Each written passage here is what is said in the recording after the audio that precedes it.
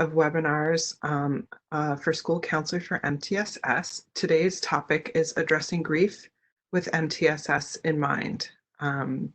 Grateful for this opportunity to talk with you about a very important topic, especially as we are confronted by complex grief during this time of COVID-19. We've been putting together these brief webinars, less than 30 minutes is our goal, and accompanied by an infographic.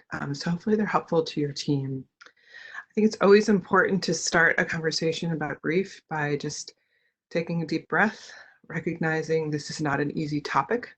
One loss brings up other losses, and just it's really important to take care of yourself through any conversation or learning about grief. Just want you to be mindful of what your needs are right now as we move through this. I'm grateful for my team. We've been working together for several years, myself and Dr. Jennifer Betters-Boubon, Dr. Jake Olson, and Dr. Emily Goodman-Scott. We were all school counselors out in the field and all had the opportunity to help implement MTSS at our schools. Really saw the intersection between school counseling and MTSS. So that's what brought us together. We've been very fortunate to be very productive together, and we're excited to bring some things to you during this challenging time. The other webinars in our series are utilizing MTSS in your virtual school counseling program, crisis response with MTSS in mind, and returning to school with MTSS in mind. So we're thinking forward and thinking to the healing process amidst what we're going through right now. So we're excited to share those with you on our website, which is listed above. So we've been starting these webinars by doing a quick overview of what MTSS is. It is an overarching term that encompasses a variety of prevention and intervention frameworks and strategies so that we serve kids academically and behaviorally across the 3 tiers. And there's a focus on equity. How do we get to everybody? How do we meet everyone's needs? And MTSS can be best summed up as a combination of the academic response to intervention, so response to intervention, RTI, and positive behavioral interventions and support, PBIS. So together, this framework of MTSS helps us to meet the needs of the whole child, and again, helps us to operate in an effective, efficient, and equitable way. So that resonates with all 4 of us on our team. We use this graphic in our trainings when we go out and meet with folks, and we can't wait to do that again. But we have a blank triangle and invite school counselors to think about things they do for all students. So in this avenue, we're going to be thinking about what do we do for all students as we go through a collective grief process. What do we do for some students who are impacted in a more intensive way or have similar needs in Tier 2? And how do we work with our students who are most highly impacted, who've experienced a significant loss during this crisis? This is the first infographic that we made aligning MTSS and school counseling. So you can see on the left the key aspects of the 2019 Ask the National Model. And in the triangle, the things that we do when school's in regular session. And so we've been doing a lot of thinking about what this looks like when we're working virtually with students through a crisis. So this is there for you and your team to look at as we move through this process. We talk about grief or bereavement. We think about what we normally do. And what we normally do is we come together, we hug, we talk, we share stories, we honor those we lose. And we're in this unprecedented situation where we've lost almost 50,000 Americans, and there's more to come. So we're experiencing a collective trauma. Whether we're in a part of the country where there's an intense number of cases and loss, or whether we're in a community that is less impacted. As a country, we're all impacted, and as a world, we're all impacted.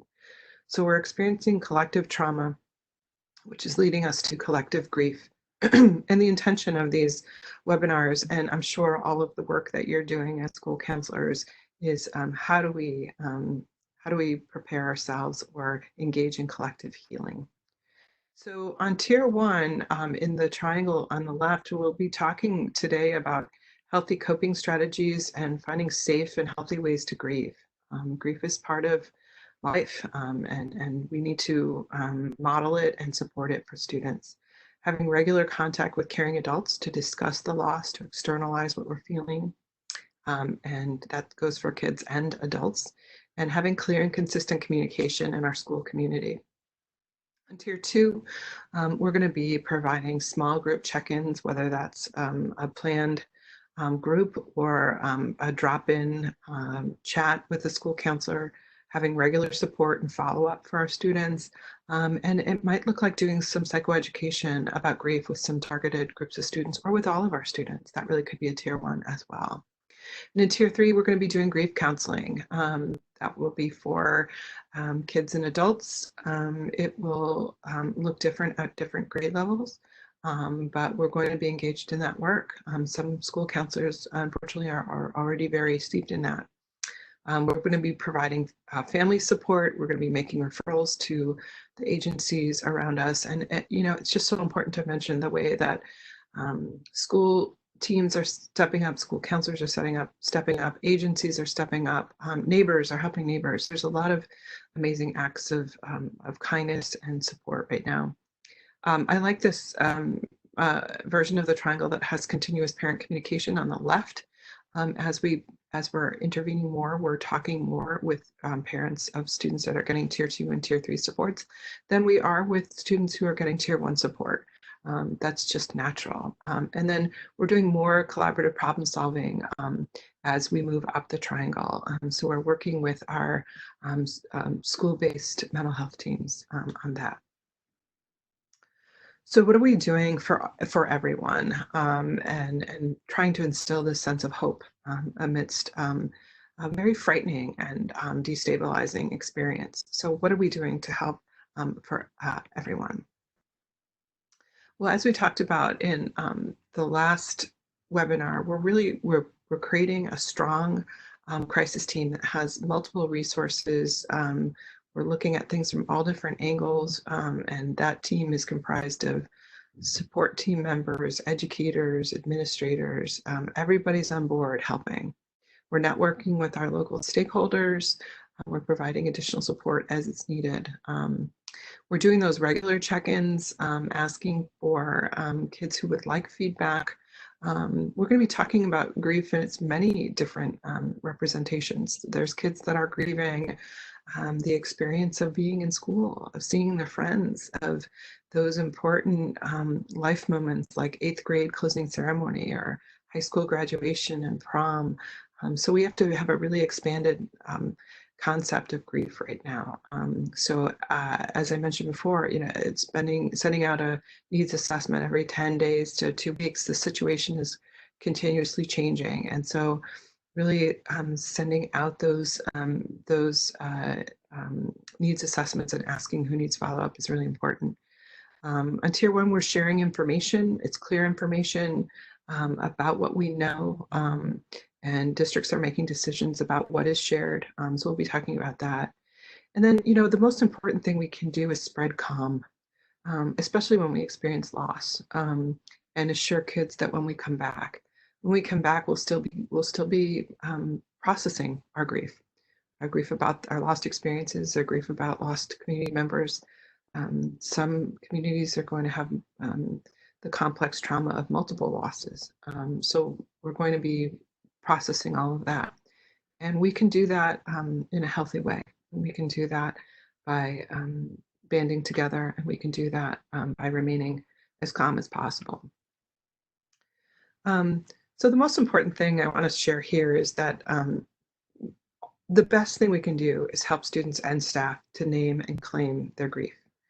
What's hardest for me in this situation is what I miss most is, and when we lose a person, it's what I miss most about the person. Or kids will want to process, and adults too, where they were when they heard that they lost someone.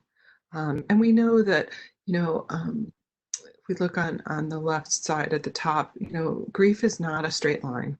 There's, the different stages of grief that Elizabeth Kubler-Ross very famously, brought to the forefront of really our lexicon as counselors, and that process that we move from shock and denial and anger to becoming, depressed and detached at some of our lowest moments, and bargaining if we had one more day with that person, and then ultimately getting to acceptance.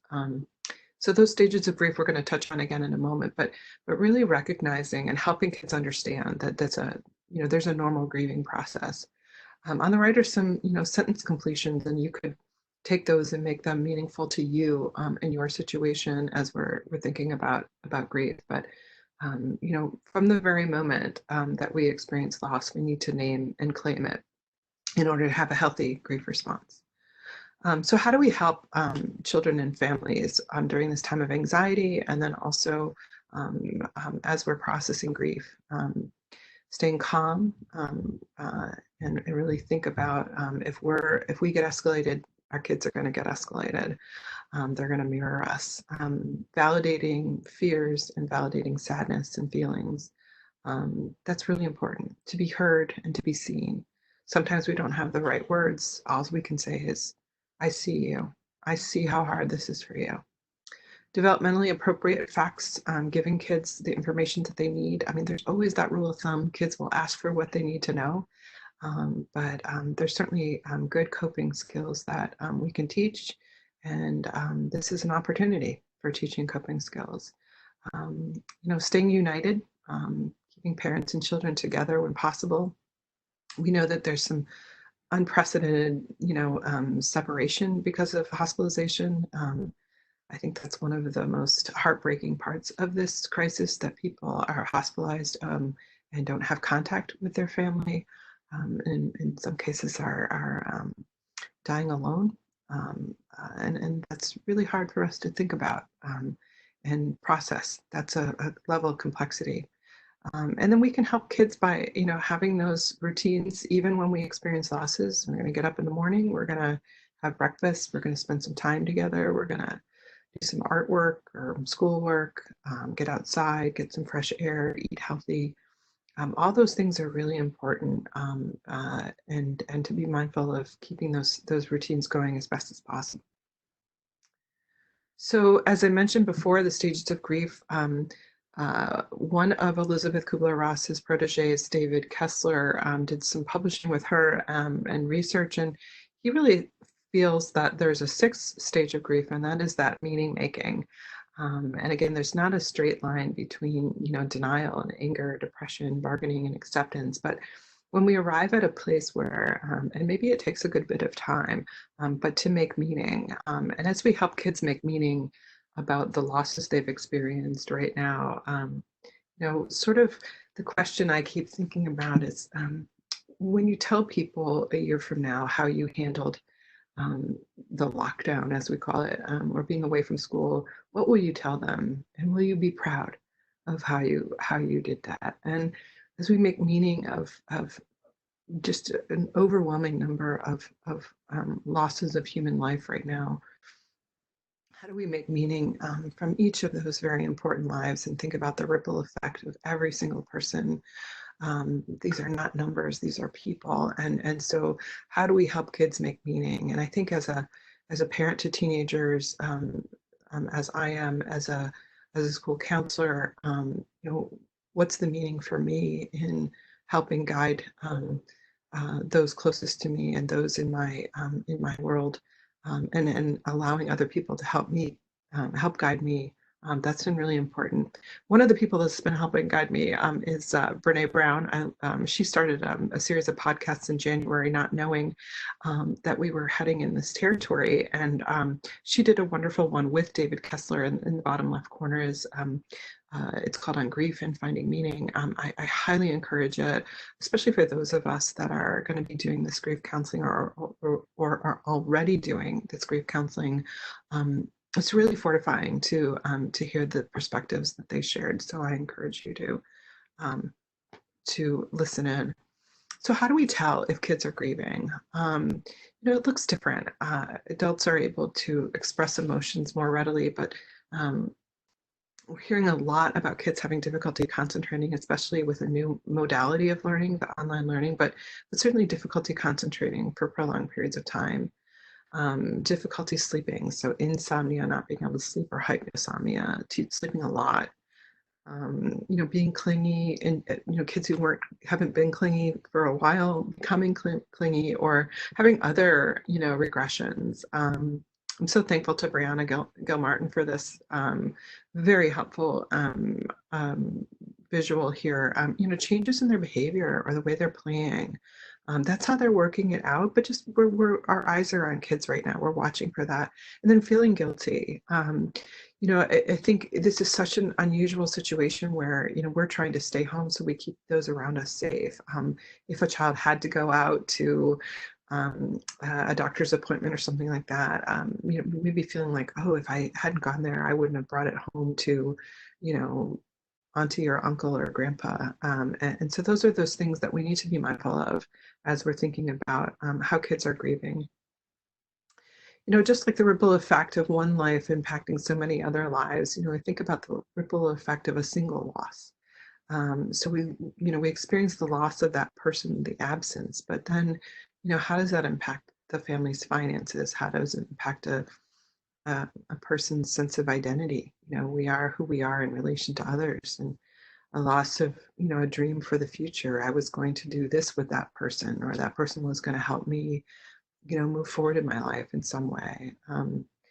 People often have a crisis of faith around loss. They might lose their sense of confidence, and that person might have been a mainstay in their support system, especially when you think about a child losing a parent at a very scary time.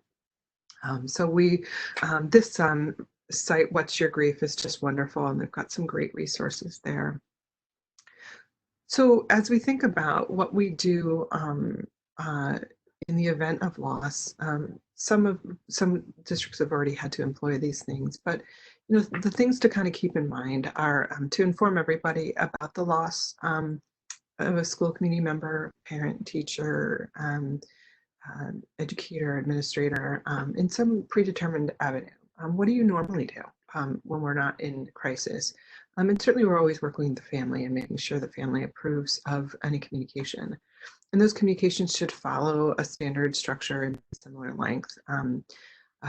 Name, age, role, some identifying information, and where condolences can be sent. We're going to talk about an online condolences. If there's going to be a vigil, when it's safe to gather, that's a good thing to announce. If that person had a preference of ways to be remembered. The cause of death is traditionally not shared. And again, that's something for us to be mindful of.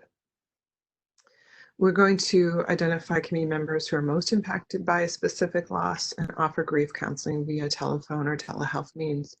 And again, that can be for kids something they drop into or they make an appointment to do, sending out those assessments to see who needs follow-up. And we'll keep checking in with them, especially those who've lost a family member, a friend, coworker. We're going to provide clear and consistent avenues for the school community members to express that grief and send condolences. And I think it's important to discourage, and this will be particularly hard with teenagers, but to discourage those in-person gatherings until it's safe to do so. And then, there might be those times where we have multiple losses, and I'm quite confident that's happened in some of our most highly impacted areas, regions of the country. It's important to enlist the help of a nearby district, a buddy district. When we look at a map of our state, we can see the number of cases in a metropolitan area being much higher than a rural area. Since we're all working virtually, are there ways that school counselors in less impacted areas can provide respite for those school counselors in highly impacted areas, or be an additional counselor in a grief counseling space? We have to always give care to our caregivers, and One of the things that we've been talking a lot about is debriefing after a crisis and after bereavement response, so that we're learning each time what went well, what could we do better next time, um, and documenting those things so that when we all come up for air at the end, we can look at what was the what was the data that we collected, what kinds of things were we addressing, how rapidly were we addressing them. So those things are really important. My favorite definition of grief is that grief is love with nowhere to go. And I guess grief has a place to go in the sense when we have healthy channels of journaling, talking, singing, writing poems, expressing and externalizing it. But even while we're in a period of social distancing, we still have to find healthy ways to begin the grieving process. And we have an opportunity to model that for kids. We have to remember there's a lot of kids who maybe never experienced loss, and they might experience multiple losses. That's challenging. That's really hard to go from zero to none, or kids likewise, kids who've experienced a lot of loss. These losses will bring up past losses. So one of the ideas we wanted to share is the concept of having virtual memorials that are curated by a student support team member, like a school counselor, where kids can write in and share thoughts about a beloved teacher or a school community member, of course, with family support. But kids can look at these and read what other people are saying. That's a healing process. This can be shared with the family. Knowing what your loved one meant to people is really important and helpful. So I asked a former student of mine, Ashley, to show me how would you set something like that up on Google Classroom. So she has all the directions right here to go to the waffle icon and actually create something in the Google Suite. You could invite, it could be invitation only. You can add specific students or make it open to others. Of course, you're asking for family support for this and administrative okay on it, and you have a policy. So you might have a 400-word limit.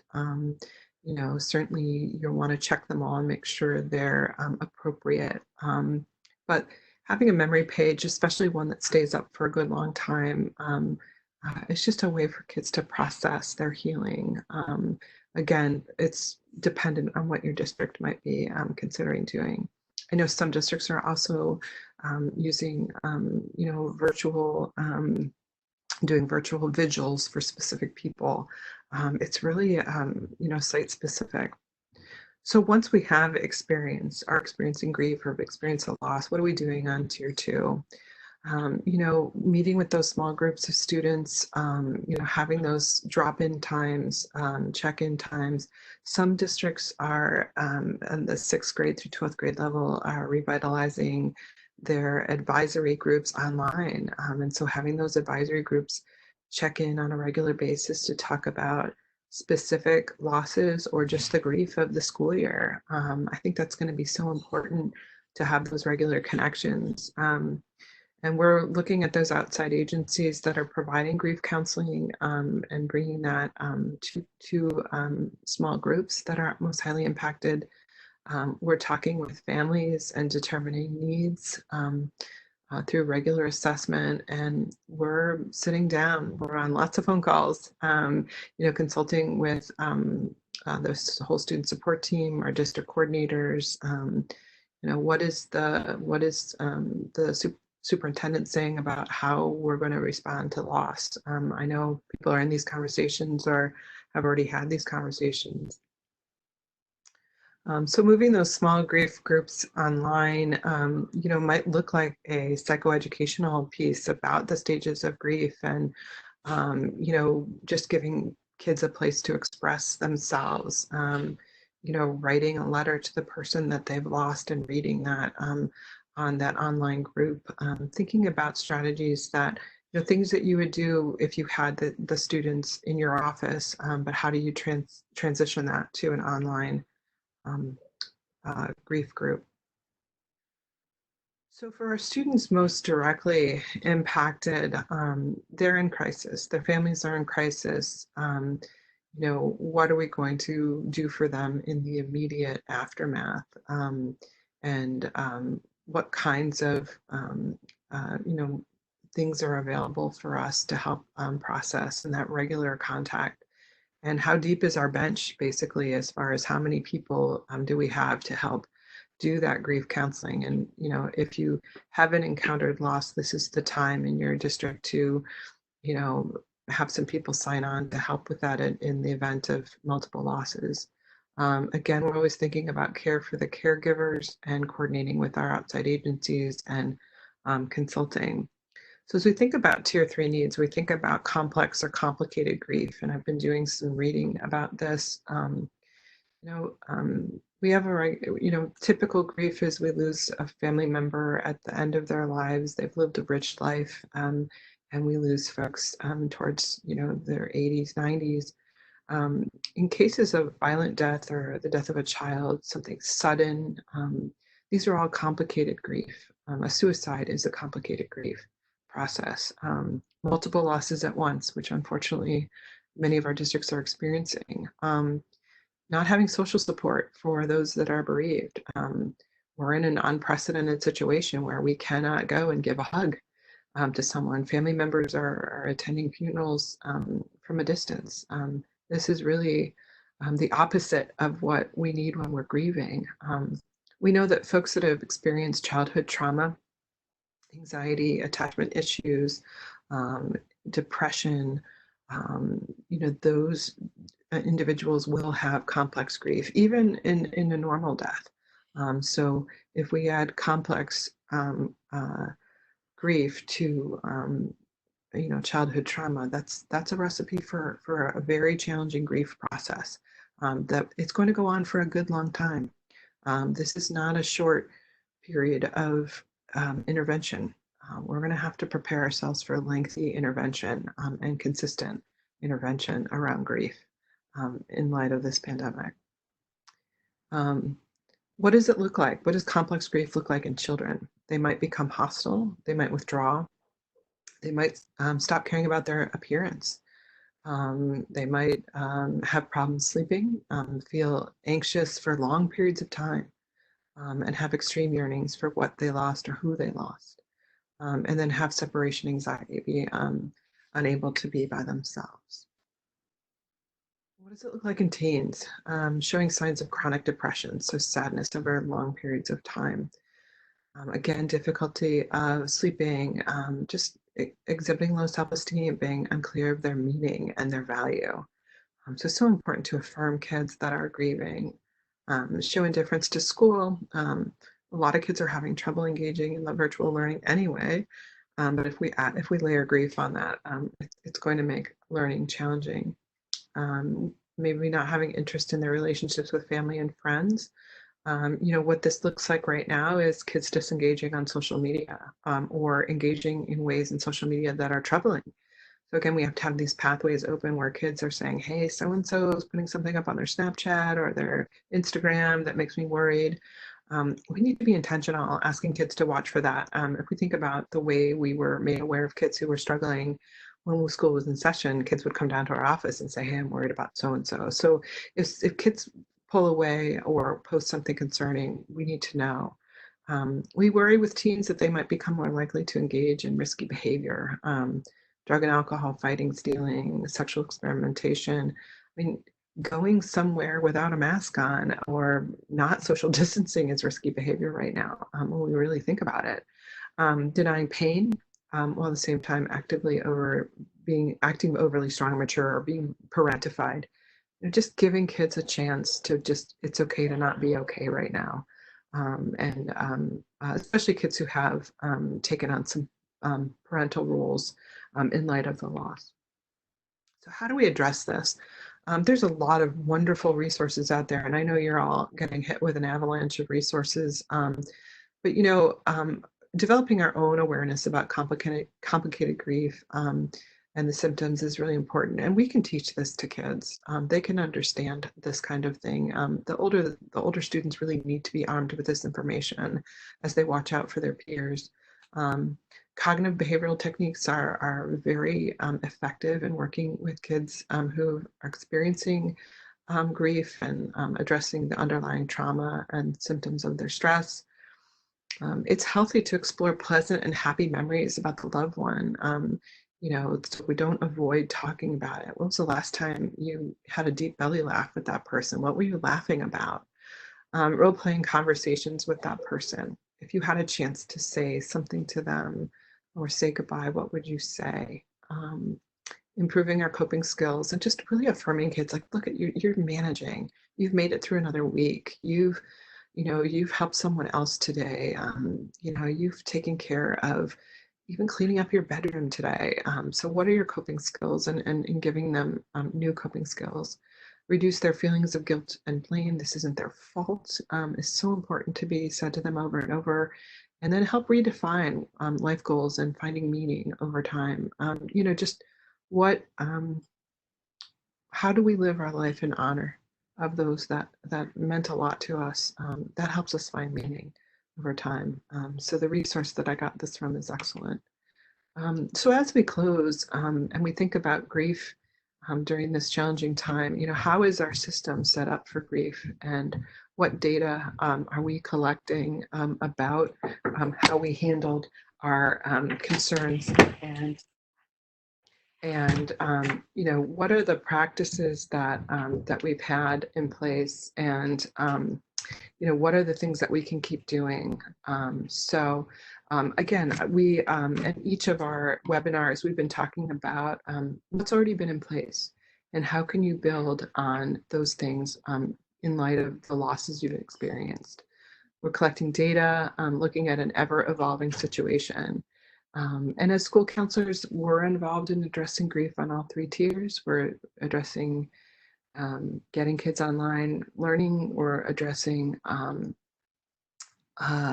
um, the crisis we're seeing. And in this avalanche of webinars and information, we're going to our credible sources, and we certainly hope that the work that we're putting out is an important source for you.